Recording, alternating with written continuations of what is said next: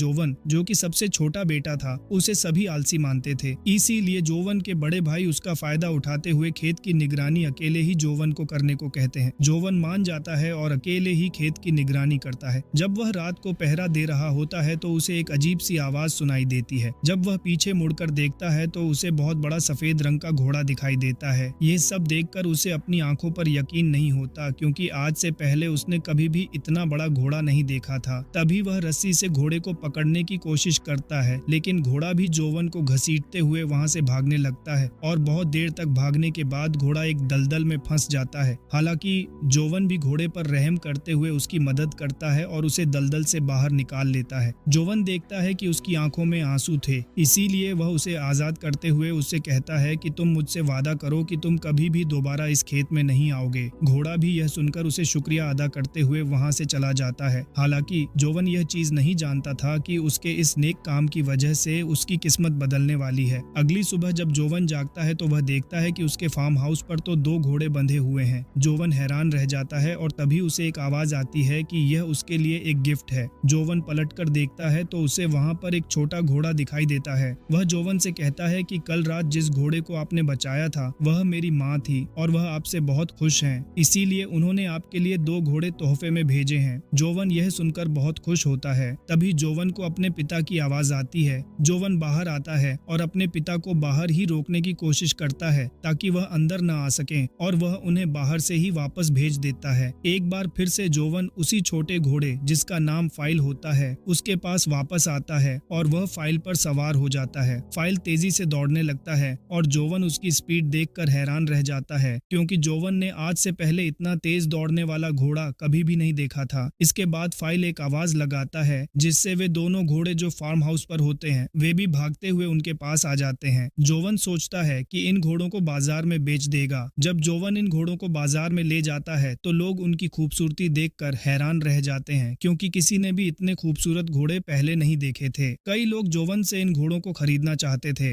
हालांकि जोवन यह नहीं जानता था कि वह कितनी बड़ी मुसीबत में फंसने वाला है। फाइल भी जोवन को सलाह देता है कि हमें इन घोड़ों को बेंच में बैठे उस बुजुर्ग आदमी को बेच देना चाहिए, लेकिन जोवन इन घोड़ों को राजा को बेचना चाहता था ताकि उसे बहुत सारे पैसे मिले। जब राजा आता है तो वह घोड़ों को देखकर हैरान हो जाता है, क्योंकि उसने आज से पहले इतने खूबसूरत घोड़े कभी नहीं देखे थे। मंत्री राजा से कहता है कि ये घोड़े चोरी के हैं, क्योंकि इतने खूबसूरत घोड़े इस लड़के के नहीं हो सकते। राजा भी इस मौके का फायदा उठाता है और बिना पैसे दिए जोवन के दोनों घोड़े ले लेता है। जब जोवन पैसे की बात करता है राजा चुप रहता है और वहां से चला जाता है। फाइल भी जोवन को डांटता है और कहता है, मैंने पहले ही कहा था कि इन घोड़ों को उस बुजुर्ग आदमी को बेचना चाहिए। हालांकि फाइल जोवन को उदास देखकर दुखी हो जाता है, इसीलिए फाइल एक बार फिर से आवाज लगाता है और दोनों घोड़े आवाज सुनकर भागते हुए उनके पास वापस आ जाते हैं। लेकिन इन दोनों को यह नहीं पता था कि घोड़ों की वजह से राजा की बग्घी पलटकर आटे की बोरियों पर गिर चुकी है, जिससे राजा का पूरा चेहरा सफेद हो जाता है। इसीलिए राजा को जोवन पर बहुत गुस्सा आता है।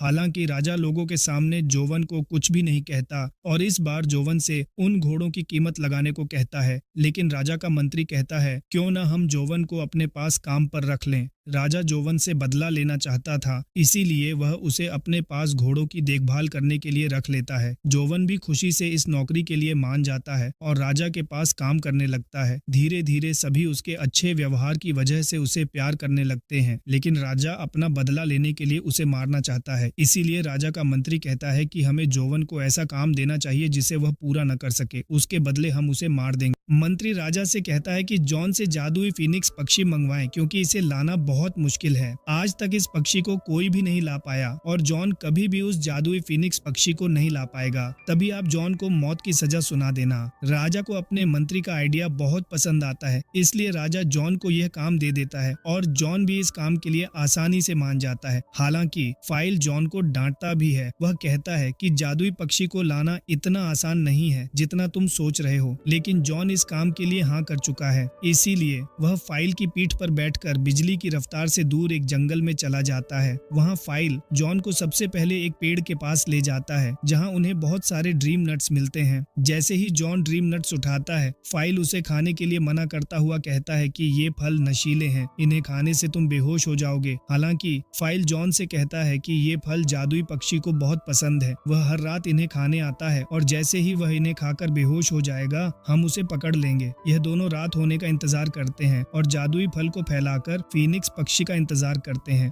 जैसे ही फीनिक्स पक्षी को इन फलों की खुशबू आती है वह इन्हें खाने के लिए वहां पहुंच जाता है। यह देखकर फाइल और जॉन दोनों बहुत खुश होते हैं। उधर फायरबर्ड मजे से वह फल खा रहा होता है और थोड़ी देर बाद वह गहरी नींद में सो जाता है। लेकिन जैसे ही जॉन उस पक्षी को पकड़ने के लिए बढ़ता है फायरबर्ड अचानक होश में आ जाता है, जिससे पूरे जंगल में आग लग जाती है। हालांकि वह फायरबर्ड उन दोनों को पकड़ लेता है, लेकिन इससे पहले कि वह जॉन को मार पाता जॉन अपने पास बचे आखिरी जादुई फल को फायरबर्ड की ओर फेंक देता है। जैसे ही फायरबर्ड उस फल को खाता है वह एक बार फिर से बेहोश हो जाता है। जब सुबह उसे होश आता है तो वह देखता है कि जॉन ने उसे जंजीरों से बांध दिया है। जॉन ने जादुई फायरबर्ड को तो पकड़ लिया था जिसे आज तक कोई भी नहीं पकड़ पाया था और जॉन अब उस फायरबर्ड को राजा के सामने पेश करने वाला था। लेकिन फायरबर्ड के आंसू देखकर जॉन को उस पर दया आ जाती है, इसलिए जॉन उसकी जंजीरों को खोल देता है जिससे फायरबर्ड आजाद हो जाता है। वह जॉन का धन्यवाद करते हुए अपना एक पंख उसे देकर वहां से उड़ जाता है। दूसरी तरफ फायरबर्ड को न पकड़ पाने की वजह से जॉन को गिरफ्तार कर लिया जाता है। हालांकि जॉन राजा को अपनी कहानी सुनाता है लेकिन राजा उस पर बिल्कुल भी विश्वास नहीं करता। इसी कारण जॉन राजा को फायरबर्ड का वह पंख दिखाता है, लेकिन उस समय वह चमक नहीं रहा था, इसलिए सभी लोग उस पंख को नकली समझकर जॉन का मजाक उड़ाते हैं। राजा जॉन को अपना बदला लेने के लिए मौत की सजा सुना देता है और इससे पहले कि वे जॉन को मार देते वहां फायरबर्ड आ जाता है। यह देखकर सभी को विश्वास हो जाता है कि जॉन सच बोल रहा था और सभी उसे एक सच्चा नायक मानने लगते हैं।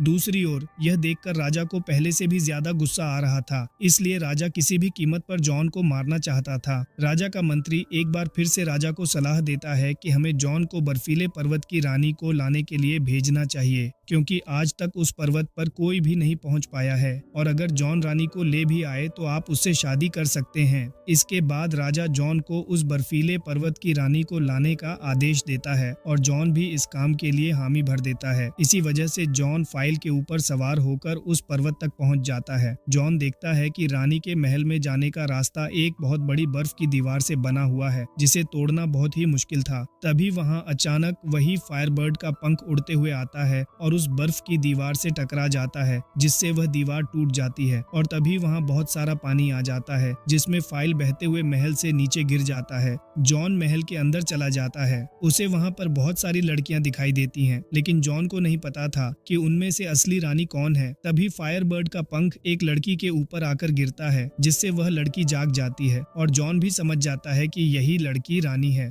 हालांकि जॉन रानी की खूबसूरती देखकर हैरान हो जाता है। जॉन रानी को बताता है कि उसके राजा उससे शादी करना चाहते हैं, लेकिन रानी जॉन से कहती है अगर तुम्हारे राजा इतने बहादुर होते तो वह यहाँ मुझे लेने खुद आते। और यह सब कहकर रानी पर्वत से नीचे कूद जाती है। जॉन अपनी जान की परवाह न करते हुए उसके पीछे पीछे कूद जाता है, लेकिन जॉन को यह नहीं पता था कि वह कितनी बड़ी गलती कर रहा है। इससे पहले कि दोनों जमीन से टकराते फाइल उड़ते हुए आ जाता है और दोनों को बचा लेता है। फिर फाइल उन दोनों को दूर एक जंगल में ले जाता है। फाइल जॉन को देखकर समझ जाता है कि कहीं न कहीं ये दोनों एक दूसरे को पसंद करने लगे हैं। अगले दिन सुबह जॉन रानी को लेकर राजा के महल में पहुंच जाता है, जहां राजा उसे देखकर बहुत गुस्सा होता है क्योंकि वह फिर से जिंदा बच गया था। लेकिन फिर भी राजा के लोग उसे समझाते हैं कि इसमें उसका ही फायदा है, क्योंकि अब वह दुनिया की सबसे सुंदर राजकुमारी से शादी कर सकते हैं। ये सुनकर राजा बहुत खुश हो जाता है। इधर जॉन को रानी की बहुत चिंता हो रही थी, इसलिए वह छुपकर रानी से मिलने जाता है। इससे पहले कि वह रानी को कुछ बता पाता, राजा के लोग आकर रानी को वहां से ले जाते हैं। राजा रानी को प्रपोज करते हुए कहता है कि वह उससे शादी करना चाहता है, लेकिन राजकुमारी कहती है मैं आपसे तब तक शादी नहीं कर सकती जब तक आप मेरी दादी की खोई हुई अंगूठी ढूंढकर वापस नहीं लाते, जो समुद्र में गिर गई थी। ये सुनकर राजा बहुत परेशान हो जाता है, लेकिन तभी वहां जॉन आता है और राजा मौके का फायदा उठाते हुए यह काम भी जॉन को दे देता है। जॉन राजा की बात मानते हुए अंगूठी लाने के लिए तैयार हो जाता है। हालांकि फाइल और जॉन दोनों को यह नहीं पता था कि वह अंगूठी कहाँ है, इसलिए फाइल अपनी माँ से मदद लेता है। उसकी माँ बताती है कि उस समुद्र के बीचों बीच व्हेल मछली के पेट पॉकेट में वह अंगूठी है और अगर तुम्हें वह अंगूठी चाहिए तो समुद्र के बीच जाना पड़ेगा। इसके बाद फाइल जॉन को अपनी पीठ पर बैठाकर समुद्र के बीचों बीच ले जाता है, लेकिन तभी जॉन उसकी पीठ से नीचे गिर जाता है और उसे वहां पता चलता है कि वह उस व्हेल मछली तक पहुंच चुका है, क्योंकि वहां पानी के अंदर एक बहुत बड़ी व्हेल जंजीरों से बंधी हुई थी। जब जॉन पानी से बाहर आता है तो फाइल उसे बताता है कि असल में यह पूरा आइसलैंड ही वह व्हेल है जिसके बारे में उसकी माँ ने बताया था। जॉन व्हेल मछली से पूछता है कि उसे किसने इतनी बड़ी जंजीरों से जकड़ा हुआ है। व्हेल मछली रोते हुए जॉन को बताती है कि उसने कुछ जहाजों को निगल लिया था,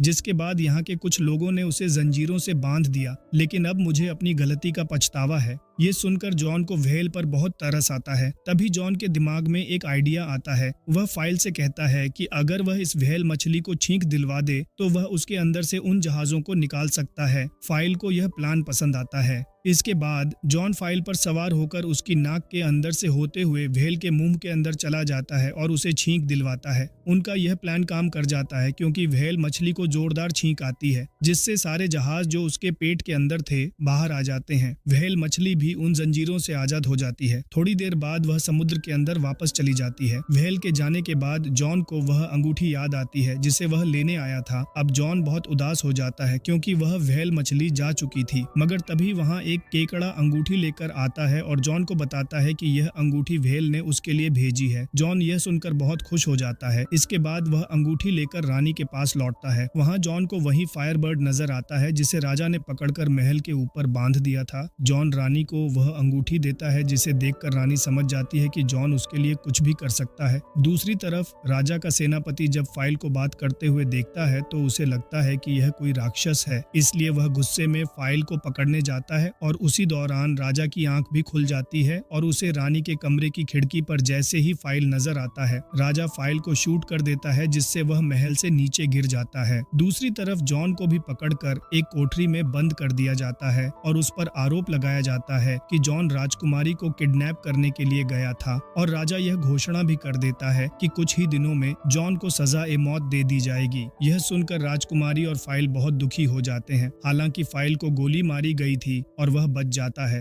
रानी फाइल से कहती है कि मैंने राजा से कहा था कि अगर तुम मुझसे शादी करना चाहते हो तो तुम्हें 3 अलग अलग तालाबों में नहाना होगा। सबसे पहले तालाब में बहुत ही उबलता हुआ गर्म पानी होगा, दूसरे तालाब में बर्फ की तरह ठंडा पानी होगा और तीसरे में उबलता हुआ गर्म दूध होगा। ऐसा करने से तुम फिर से जवान हो जाओगे। लेकिन तभी राजा का मंत्री राजा को एक आइडिया देते हुए कहता है, सबसे पहले ये सब चीज हम जॉन पर ट्राई करेंगे। और रानी फाइल को बताती है कि अगर जॉन को जिंदा बचना है तो सबसे पहले तालाब में मेरी दादी की अंगूठी, दूसरे तालाब जिसमें ठंडा पानी है उसमें फायरबर्ड के पंख को डालना होगा और तीसरे तालाब में जीवन और मृत्यु के फूल को डालना होगा, जो कि इस दुनिया के आखिरी हिस्से पे मिलेंगे। इसलिए फाइल लाइट की स्पीड से इस फूल को लेने के लिए चला जाता है और कुछ देर बाद वह दुनिया के आखिरी हिस्से पर पहुंच जाता है, जहाँ पर उसे वह जीवन और मृत्यु का फूल मिल भी जाता है। लेकिन तभी उसे पता चलता है कि जो भी उसे तोड़ेगा उसकी डेथ हो जाएगी। दूसरी तरफ महल में 3 बड़े बड़े तालाब लाए जाते हैं, जिसमें सबसे पहले तालाब में उबलता हुआ पानी होता है, दूसरे तालाब में बर्फ की तरह ठंडा पानी और तीसरे में उबलता हुआ दूध होता है। राजा सबके सामने जॉन को पेश करता है और कहता है कि अगर वह इस इम्तिहान में पास हो गया तो उसे हमेशा के लिए आजाद कर दिया जाएगा। इसलिए राजा उसे पहले तालाब में धक्का दे देता है, लेकिन तभी रानी अपनी दादी की अंगूठी उस तालाब में डाल देती है, जिससे जॉन उस तालाब से बचकर दूसरे तालाब में गिर जाता है, जिसमें बहुत ही ज्यादा ठंडा पानी था। और जब यह चीज फायरबर्ड देखता है, जिसे राजा ने महल के ऊपर बांध कर रखा होता है, वह जोर से चिल्लाता है, क्योंकि वह जॉन से प्यार करता है। उसे यह चीज पता है कि जॉन रहमदिल है, जॉन ने भी एक बार उसकी जान बचाई थी। दूसरी तरफ फायरबर्ड की आवाज से उसका पंख, जिसे कैद करके एक बॉक्स के अंदर रखा गया था, वह उड़कर उस तालाब के अंदर आ जाता है, जिससे एक बार फिर से जॉन की जान बच जाती है और वह तीसरे तालाब में गिर जाता है, जिसमें उबलता हुआ दूध है। और अगर जॉन को इस तालाब से जिंदा निकलना है तो उसे उसमें जीवन और मृत्यु के फूल को डालना होगा, जिसे लेने के लिए फाइल गया हुआ होता है। लेकिन जो भी उस फूल को तोड़ेगा उसकी डेथ हो जाएगी। फिर भी फाइल अपनी जान की परवाह न करते हुए उस फूल को तोड़ देता है। इधर काफी देर तक जॉन उस उबलते हुए दूध में रहता है। इधर जब जॉन तीसरे तालाब, जिसमें उबलता हुआ दूध होता है, उसके अंदर से जब बहुत देर तक बाहर नहीं निकलता तो लोगों को लगता है कि जॉन मर चुका है और सभी उसी चीज से बहुत दुखी होते हैं क्योंकि कहीं ना कहीं सभी के सभी जॉन को पसंद करने लगे थे। लेकिन तभी वहां पर फाइल आ जाता है जो जीवन और मृत्यु के फूल को उस तालाब में गिरा देता है और अगले ही पल जॉन इस दूध के उबलते हुए तालाब से एक राजकुमार की तरह बाहर निकलता है। ये सब देखकर सारे लोग खुश हो जाते हैं, लेकिन राजा को यह देखकर बहुत गुस्सा आता है और वह भी जॉन की तरह जवान बनना चाहता था ताकि वह आइस माउंटेन की रानी के साथ शादी कर सके। इसीलिए वह पहले उबलते हुए तालाब में कूद जाता है, लेकिन राजा की किस्मत खराब रहती है जो कि वह अगले ही पल एक बबल के अंदर कैद होकर बाहर निकलता है जो राजा को अपने साथ बहुत दूर ले जाता है। यह देखकर सभी लोग बहुत खुश होते हैं क्योंकि राजा को कोई भी पसंद नहीं करता था, इसलिए अब जॉन को यहाँ का नया राजा बना दिया जाता है। रानी और जॉन दोनों आपस में शादी कर लेते हैं। दूसरी तरफ फाइल को लगता है कि वह मरने वाला है क्योंकि उसने जीवन और मृत्यु के फूल को तोड़ा है, लेकिन राजकुमारी उसे बताती है कि तुम नहीं मरोगे क्योंकि यह सिर्फ इंसानों के साथ ही होता है। और इसी के साथ ये movie upon the magic road यहीं पर खत्म होती है। इसी तरह है कि कंटेंट के लिए मूवी एक्सप्लेनर को सब्सक्राइब जरूर